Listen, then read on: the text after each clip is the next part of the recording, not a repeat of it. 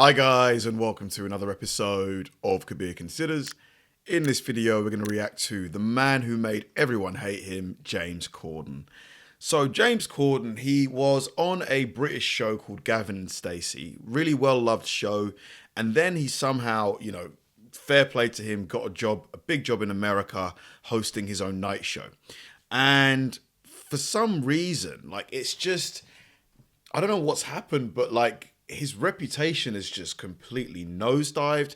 There were, stories about him being an a-hole to service staff in restaurants.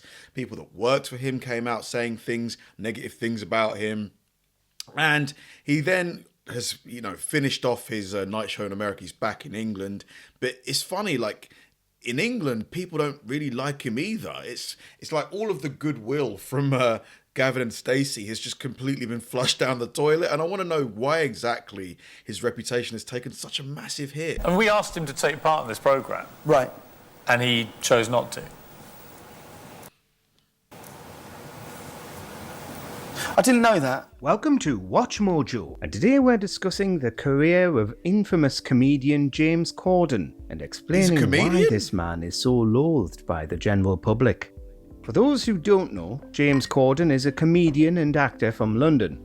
I genuinely never knew he was a comedian. I just thought he was an actor. Best known for his role as Smithy in the sitcom Gavin and Stacey, a show written by Corden and his co-star Ruth Jones. Someone to help you and support you and be around.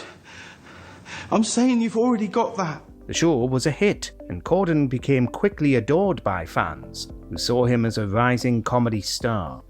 Honestly, I've never seen an episode of Gavin and Stacey. It's just not really my sort of thing. I think my sisters have, though. He began to branch out, starring in a variety of other movies and TV shows, such as Lesbian Vampire Killers and sketch comedy series Horn and Corden. Both of these were terribly received, with Corden even saying his sketch series was a complete mistake, with critics calling it excruciating and critiquing its problematic and childish comedy. Horn, solid as a rock.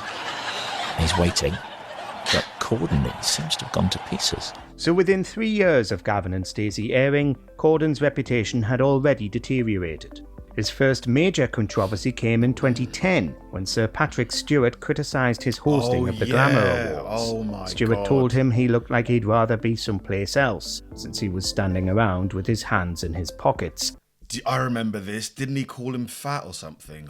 Looking rather bored. Oh, you couldn't be more wrong, sir. You couldn't be more wrong.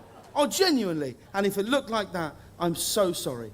But when you come up and present an award, just get on with it. There we go. Wow. While Stewart's goading of him wasn't blameless, many said Corden's response was uncalled for and painfully arrogant. Sorry, I'm waiting for the punchline. Go on. No, seriously, go on. Okay. No, go on. You can see my belly.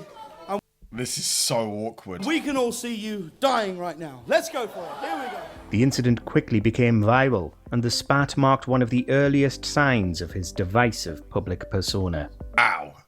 You've just won an award, mate. What's wrong with you? Others noticed him grow increasingly unpleasant as time went on. For instance, when he began to host the game show A League of Their Own. Reports claim he mocked one of the writers and started giving directions for the director. While discussing shooting one scene, Corden supposedly lost his temper and shouted, "What the f*** is going on here? It's obvious what you do, it's so obvious how you shoot it, it's stupid." The show's director went on to brand him as the most difficult and obnoxious presenter on television. It's said he even started treating his co-star and longtime friend Ruth Jones poorly, highlighting how quickly the fame had gone to his head. Eventually, in 2015, it was Corden's time to run to America, probably due to the negative opinion the British public had of him. I mean, that and also the fact that he probably made in 1 year more than he earned in his entire career in England. I'm sure he made buku bucks, hosting that show in America. The Late Late Show's previous host, Craig Ferguson, left the show, and it was Corden who took up his position. This was when he became widely known in the States, with popular comedy segments like Fill Your Guts or Spill Your Guts, and most famously, Carpool Karaoke. He tries to come across as an everyman, but his talk show makes him appear the complete opposite of this. He's rude in interviews, regularly talking over guests and interrupting their sentences. Carpool Karaoke is a treasure trove of irritability, with Corden often appearing overly theatrical and never sincere. He's usually determined to sing louder than his celebrity guests and puts the focus on his antics rather than the celebrity guests. You know, I'm sitting right here. Additionally, it turns out he wasn't even driving the car. He was being towed along, misleading everyone. I mean, to be fair, like he wasn't really going to be driving the car. In fairness, if you're singing and you've got a camera on you performing, it'd be dangerous, wouldn't it? He also felt fake in his interactions, usually pretending to be overly familiar with A-list celebrities. It was during this era he became more viral, appearing in more events and commercials than ever before, as if he was trying to force his way into every branch of pop culture. Numerous high-profile opportunities presented themselves to Corden, from major movie roles to hosting award shows. Do you think some of it is jealousy, though? It does seem like whenever somebody does really well, especially from England, there's a desire to see them crumble too. It happens all the time. Build them up, bring them down. Build them up, bring them down. One of the most famous of these was Cats, where he played the role of Bustopher Jones. No commonplace mouses have such well-cut trousers or such an impeccable back. Yeah, you've got it. Here we go. His appearance in this movie was a thing of nightmares, with him being turned into a disgusting CGI humanoid cat in a suit. It was such an appalling film, Corden has admitted to never even bothering to watch it himself. This narrator is just cooking. Another controversial appearance was in The Prom, where he was cast to play a gay character.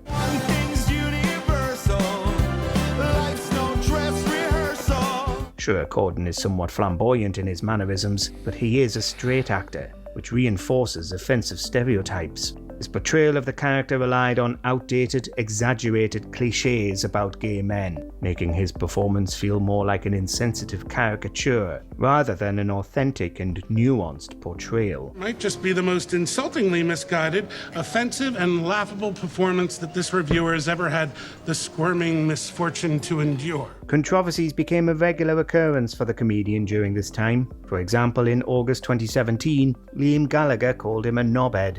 This was a response to being asked if he'd star on Carpool Karaoke. For anybody who doesn't know, a knobhead is basically a D-I-C-K head. Same thing. Which he harshly refused. Gallagher went on to admit that he's never seen Gavin and Stacey because he knows he won't like it since James Corden is a knobhead. In October 2017, he made some awful quality Weinstein jokes when hosting the Amphar Gala. So beautiful, Harvey Weinstein has already asked tonight up to his hotel to give him a massage. The audience responded mainly with sighs of disappointment, and Corden quickly apologised following the event. He was also accused of stealing material from Noel Fielding in 2017, which was a joke about distracting robbers by whispering to them. As it came down like that, right at the last minute, I went, "Oi, mate." And he went, "What is it?" If someone comes up and goes, "Give me your wallet, man, give me your phone," just go, "You're never going to believe what's happened." Ricky Gervais has also accused him of the same thing when he copied one of his jokes almost word for word. Seeing a big notice board and there's a notice guitar lessons and you go, "But I don't want guitar lessons." If someone puts up a poster in a town square that says guitar lessons available, like you don't get people in the town go, "I don't want to play the guitar." Potentially his most famous controversy was him being named the most abusive customer ever by the owner of the Balthazar restaurant in New York. Yeah, this is the one I've heard of. I mean, it just feels like this guy, he can't do anything right, it seems. Like, it feels like everything he did post Gavin and Stacey has just kind of caught controversy in some way. Although I do think there is an element of jealousy here also at play. In 2022. As some of you may have seen, last week there were stories about me being banned from a restaurant. His wife ordered an omelette, and when it arrived, there was raw egg white in it. The staff then replaced the food and sent it back with fries as opposed to salad, which they ordered. Anyone would be quite upset, but Corden took it a step too far and allegedly began yelling like crazy. He supposedly screamed, "You can't do your job, maybe I should go into the kitchen and cook the omelette myself." A New York Times reporter asked him about this, and he said to have gotten mad about it once again, saying it was beneath your publication. it was never my intention. It just wasn't, and I love that restaurant. In 2023, he finally gave up hosting The Late Late Show, making sure to get... Yeah, I mean, his ego clearly is quite large, but I think most celebrities do have a big ego. But yeah, but you can't speak to service staff like that. I mean, come on, mate. They're just trying their best. They've probably got a million other orders going at the same time. One last terrible carpool karaoke with Adele.